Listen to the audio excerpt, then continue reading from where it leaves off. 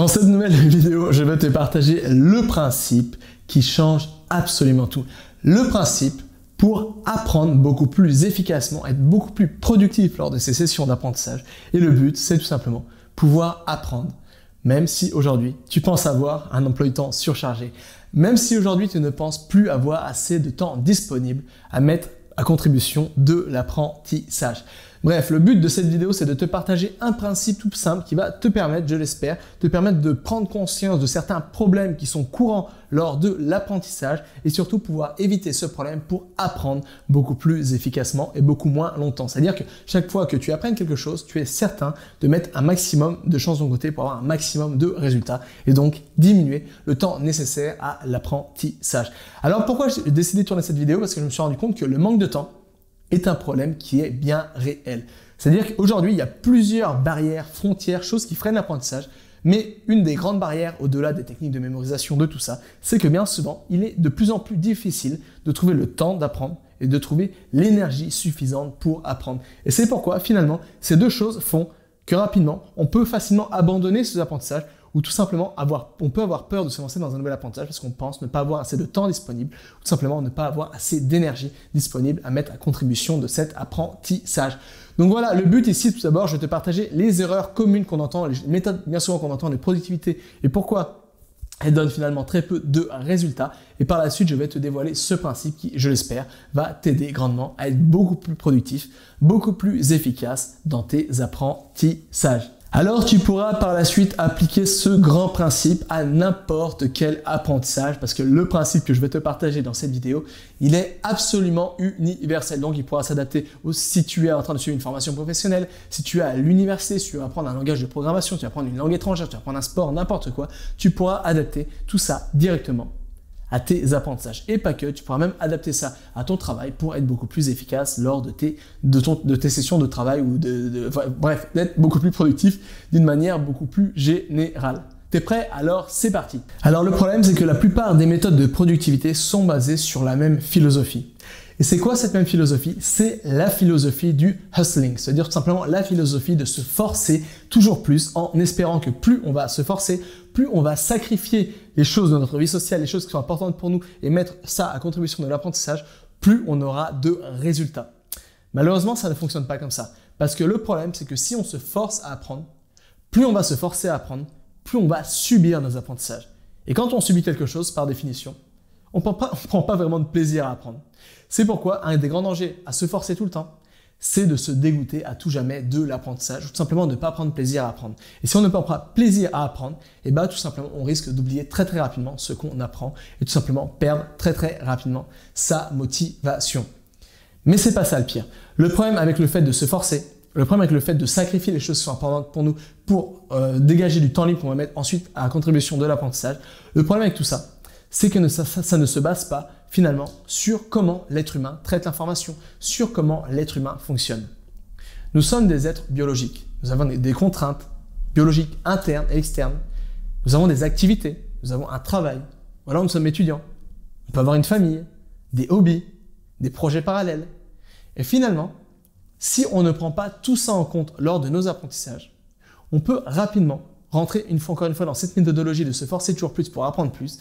Et finalement, malheureusement, on peut facilement se dégoûter à tout jamais de l'apprentissage. C'est pourquoi je pense sincèrement que se forcer pour apprendre, c'est une erreur. Alors bien sûr, il faut toujours se forcer un petit peu pour éviter le phénomène de la procrastination, mais je pense que ce n'est pas une stratégie long terme pour apprendre. Et je pense aussi que sacrifier les choses qui nous font plaisir, les choses qui sont importantes pour nous dans notre vie, et se dégager du temps et mettre ce temps à contribution de notre apprentissage, là aussi c'est une erreur. Parce que le problème avec tout ça, c'est que rapidement, on ne va ne pas prendre plutôt plaisir à apprendre et on peut rapidement se dégoûter de l'apprentissage. C'est pourquoi désormais qu'on a vu un peu les méthodes et pour ces méthodes qui sont enseignées traditionnellement et pourquoi elles ne fonctionnent pas, désormais j'aimerais parler d'un principe beaucoup plus intelligent, c'est peut-être pas le mot, mais beaucoup plus profond qui va permettre, j'espère, qui permet, ça m'a permis quand j'ai appris ce principe, qui m'a permis d'avoir une autre vision sur l'apprentissage et ça m'a permis d'être aujourd'hui beaucoup plus efficace dans mes apprentissages, mais pas que, aussi quand je tourne des vidéos, quand je produis de la musique, quand je fais n'importe quoi. Ça m'a permis d'une manière globale d'être beaucoup plus efficace, d'être beaucoup plus productif dans ma vie.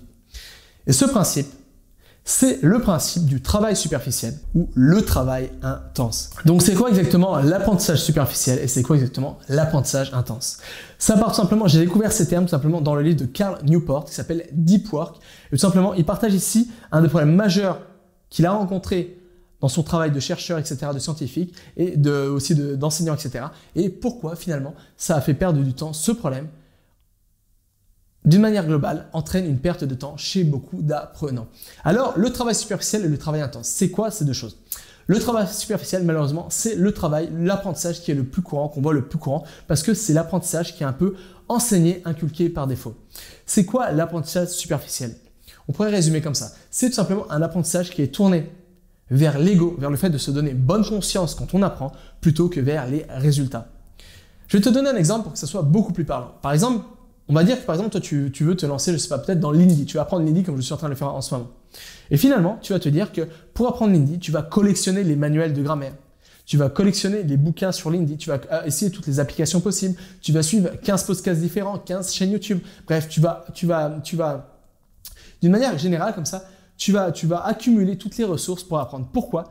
Non pas parce que tu sais que tu vas essayer de trouver la meilleure ressource, mais tout simplement parce que passer ton temps à essayer de trouver la meilleure méthode, passer ton temps à trouver la meilleure ressource pour apprendre, ça va te donner bonne conscience et tu vas tomber dans l'illusion que tu apprends.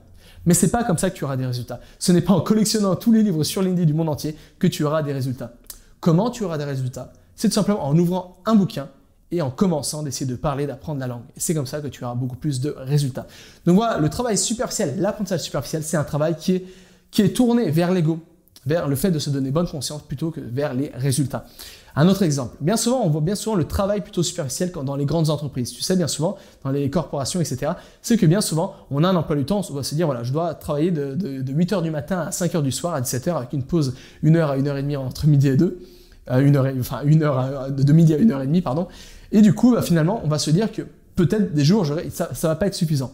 7h, 7h30, 8h dans une journée, ça va pas être suffisant pour faire tout ce que je dois effectuer dans une journée. Mais bien souvent, on aura des jours où on n'aura pas grand chose à faire. Mais comme c'est stipulé sur le contrat qu'on doit être assis devant l'ordinateur ou à un autre poste de 8h du matin à 17h du soir, on va faire traîner le travail. On va faire des choses qui sont pas très importantes, qui apportent pas beaucoup de résultats, mais qui montrent aux autres qu'on est en train d'apprendre, qu'on est en train de travailler. Tout simplement, encore une fois, ça, c'est du travail superficiel. C'est un travail qui est tourné vers la bonne conscience, vers l'ego, vers le fait de montrer qu'on travaille plutôt que sur le fait d'avoir concrètement des résultats. Encore un autre exemple, parce que je m'attarde là-dessus, c'est vraiment très très important de le comprendre.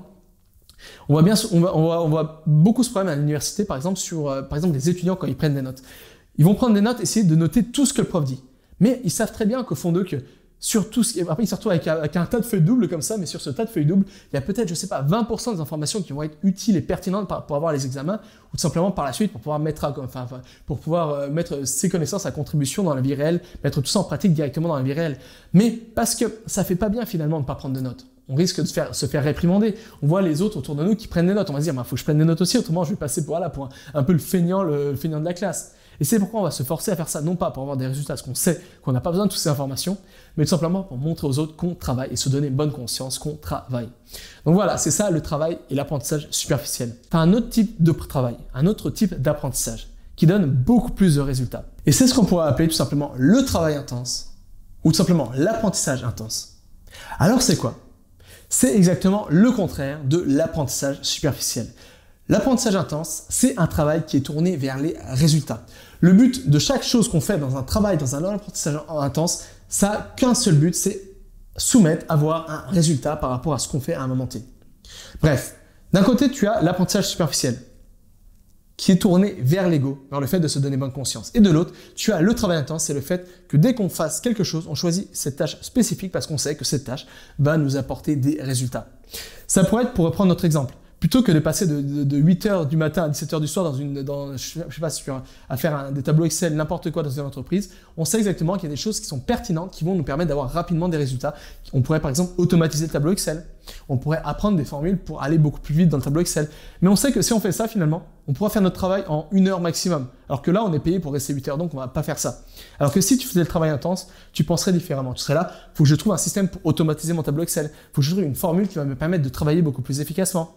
Ou alors, si on reprend l'exemple des élèves à l'université, des étudiants à l'université, au lieu de prendre note d'absolument tout, on pourrait se baser sur un système de prise de notes beaucoup plus efficace, comme par exemple le sketching ou le mind map. et tout simplement prendre les notes des choses seulement les choses qui vont nous permettre d'avoir nos résultats, nos examens, etc. Et ça va nous permettre de gagner un temps considérable et peut-être d'avoir plus de résultats que les gens qui font semblant de travailler, enfin pas semblant, qui se donnent bonne conscience en accumulant le travail qui est superficiel ou tout simplement qui prennent note de tout et n'importe quoi.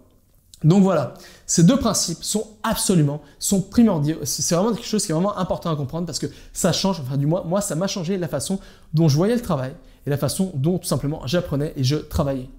Alors attention, travailler d'une manière superficielle, c'est quelque chose qu'on fait instinctivement parce que malheureusement, on nous a toujours un peu appris à travailler de cette manière. Et c'est pourquoi finalement, on a tendance rapidement, et même moi ça m'arrive alors que je suis vraiment conscient de ce principe, ça fait des années que je le connais, encore aujourd'hui, j'ai tendance à tomber dans du travail, dans l'apprentissage superficiel, à me donner bonne conscience. Mais le but, c'est de ne pas se critiquer, de ne pas se dire voilà, je suis un nul, j'arrive pas à me contrôler, le but, c'est pas ça. Parce que le but, c'est pas de se forcer encore une fois.